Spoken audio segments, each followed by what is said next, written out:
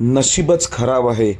हा 2025 वर्ष फक्त 5 दिवस बाकी आहेत हा वर्ष संपायला, पण कडेने काय बकासूरची साथ नाही सोडली आणि आज पुरंदर केसरी मैदानामध्ये बकासूरचा सेमीला पराभव झालेला आहे. कडेने तुम्ही बघा, तास क्रमांक 1 वर एवढी पब्लिक आहे. जेवढे 1 ते 8 सेमी सुटले तर तास क्रमांक 1 वर एवढी पब्लिक आतमध्ये येते. त्यामुळे निकाल आधीच स्पष्ट होता की बकासूरची गाडी सेमीला नक्कीच पराभूत होईल.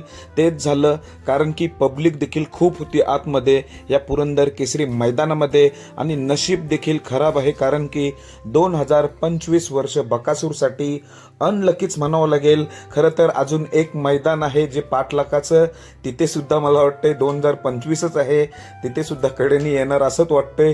कारण की आज खरं बघायला गेलो तर तास 1 होता.